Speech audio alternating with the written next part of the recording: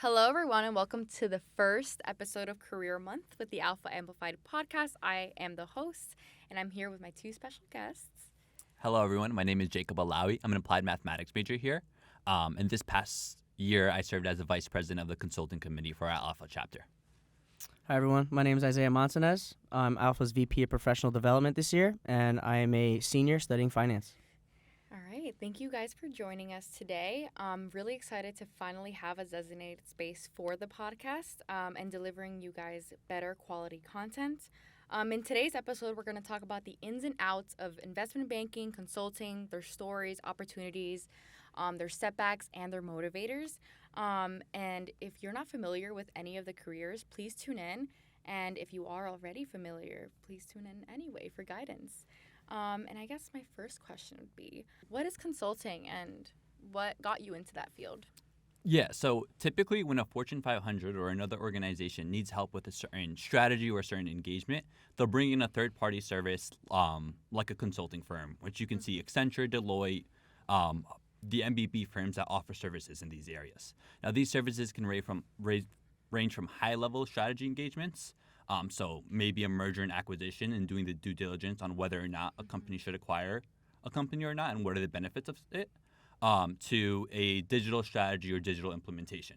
And that can look like how to navigate AI or how to use AI for a large-scale organization and creating the product itself for that organization. Okay, interesting. I guess in terms of what interests me, I think being at a consulting firm or within a Big Four consulting firm, the breadth of the work is vast and wide. And I'd be able to kind of try out a bunch of different projects and a bunch of different industries and skills. And having that versatility of learning on the go and applying and benefiting no matter kind of the industry or scenario I'm in is what interested me about consulting. Okay, interesting. And what about investment banking? So just to kind of broadly define what investment banking activities are, you could see investment banking activities as more commonly like facilitating mergers and acquisitions. Some may be more familiar with. However, it also consists of the underwriting and the assistance in selling debt and equity securities like stocks and bonds. Okay. And what are stocks and bonds? Yeah. So essentially, the idea here is to raise capital, and when you buy a stock, you're essentially buying ownership of a company. Okay. However, when you're looking at bonds, you're really more talking about becoming a lender to a company. And what really interested me in entering, this industry, such a fast-paced industry, I really enjoy challenging myself and learning new things. Just pushing my limits and also building relationships. I've always seen myself in like a front office, client-facing role. I really like speaking with people, and that's something that I always enjoyed doing. And I've always had strong mathematical skills as well. So that's something I wanted to take advantage of and apply to my career. Okay. And I guess, what are the challenges within either consulting or investment banking that you guys faced?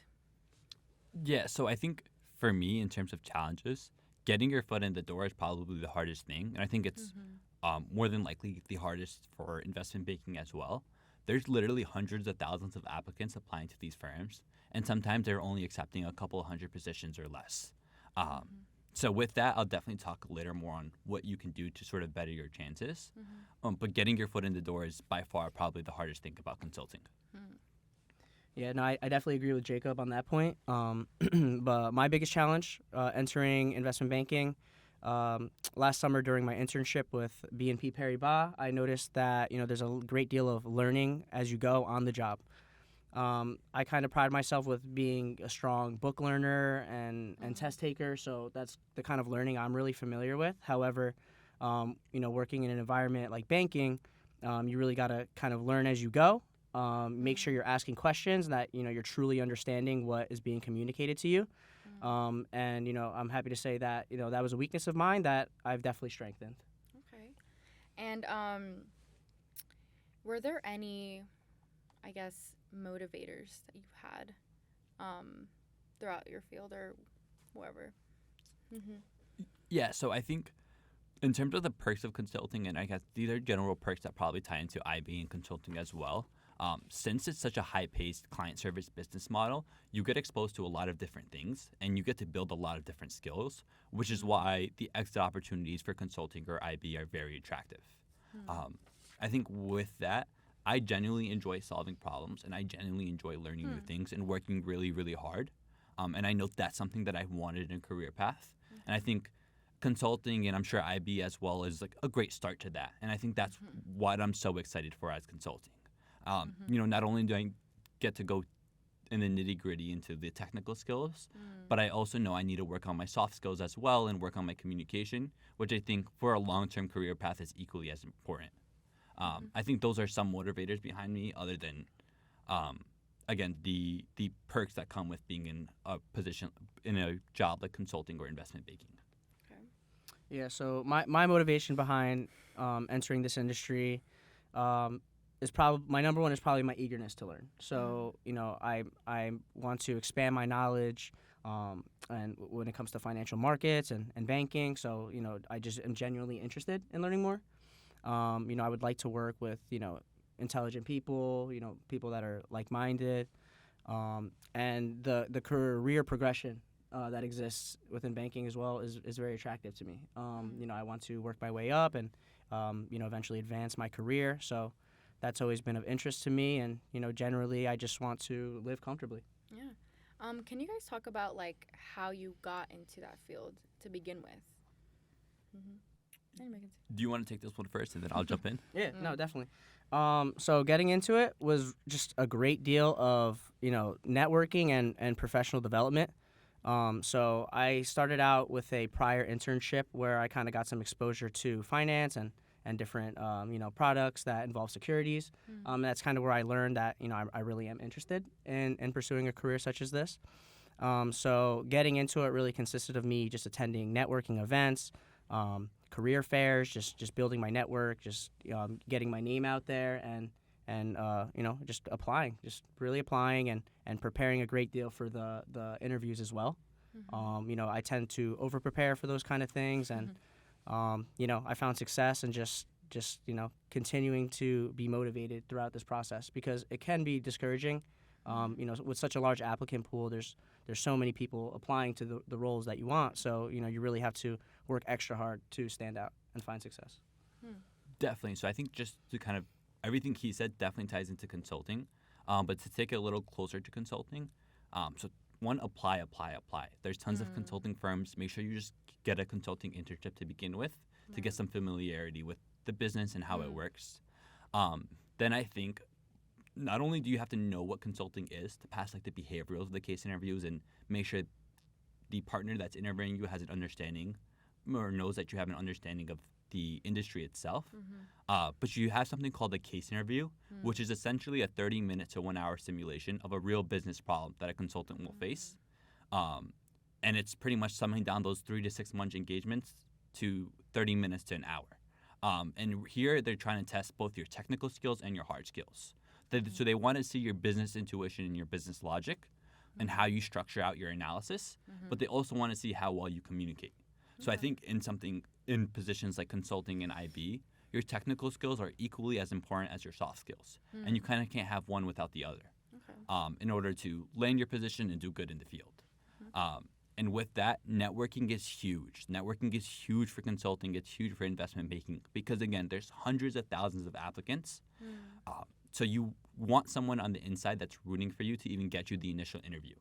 And then when you get the interview, you can worry about showcasing your skills. I don't know if that ties in with everything sort of IB related, but I'd love to hear the technicals involved for IB. Absolutely. No, I think that there's definitely a large technical aspect to breaking into this industry. I've noticed in my interviews that there is, they can get pretty technical heavy. They may want a stock pitch. They may want to hear about, what's going on in the markets, recent deals, things along that nature, as well as, valuation methods, how companies are valued, maybe, talk about the financial statements, bond mechanics. These are all things that you want to have in your arsenal of knowledge to, really ace these interviews. Okay. And what advice do you have for students that are, listening or tuning in today about your careers?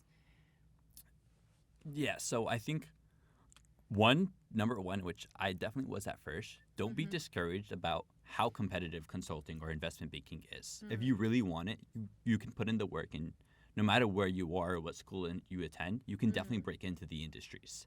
I think in terms of breaking into the industries, having an overall understanding of what it is and how it operates is probably the first thing you would need to do. Then it's kind of getting comfortable with the technicals involved, and whether it's investment banking or consulting. Consulting being the case interviews and IB being the valuation methods that Isaiah talked about earlier. And then lastly, network. I think I can't express how important networking is in consulting or investment banking. It's how I landed my 2 consulting internships. Yeah. And without it, I definitely wouldn't have even been able to pass the first round or get a first round interview. Yeah. I have a question for you. How can you stand out? Do you have anything that made you stand out for these interviews and, these networking sessions? Yeah, definitely. Just something more simple that comes to mind as far as standing out during interviews. Maybe send a confirmation email leading up to the interview. A follow-up interview or a follow-up email after, reiterating your interest and your seriousness about the role. Also, trying to find ways to qualify yourself as much as possible before landing my internship and then my full-time role at BNP Paribas. I was at a small financial services firm where I was able to pick up various investment licenses. Okay. And that's definitely something that helped me land the role and stand out in such a large applicant pool. So I started out taking my SIE, my Securities Industry Essentials exam, which really just talks about basic, securities industry information such as products, trading, things of that nature. And then I went on to take my Series 6 exam, which allows you to sell mutual funds, unit investment trusts, as well as variable products such as life insurances and annuities. And then I went on to get my Series 63, which is a state uniform examination that kind of goes more in depth with uniform securities laws to make sure everyone's being compliant. And that's really what helped me stand out and really land the role. I'll be taking my Series 79 before I start full time, so that's going to be the next one I study for. And how old were you when you took these exams? I sat for my first exam, the SIE, when I was 21. Wow. And how long did it take you? Probably a long time. I mean, I was studying while I was simultaneously doing my internship, so it maybe about a month for the SIE, and then the other 2 I took throughout the school year. Oh, wow. Okay. And if there's one piece of advice, I know you said networking, and I know you've mentioned a couple of other things, but it's one piece of advice that someone can just take away and just soar with it. So definitely, if you're in Newark, join Alpha. Yes, I agree. I honestly, I was on a pre-med path my first 2 years of college, and once I figured out, at least starting out in my career, I didn't want to necessarily go straight to med school, and I wanted to try other things. I was kind of lost, and I was not used to business interviews or anything along the lines. I knew I was capable, but whenever I was getting an interview, I was bombing them. I was doing so terrible, and I think it was more so the communication end. 2 months into Alpha, my sophomore year, I landed an internship at a large fintech firm. And I think having the people to support you, and if there's no Alpha chapter, make sure you just join clubs that will push you and have like-minded individuals push you. But having that support and that network really, really helped me kind of start off my career and land the internships that were definitely essential to break into consulting. Yeah, no, I agree with you. My advice would probably be start early, especially since recruiting timelines could begin very early. You may be in an internship, and banks will be recruiting for next year already. So start early, seize every opportunity. Joining Alpha being one of them. Really just anything you could do to help yourself stand out.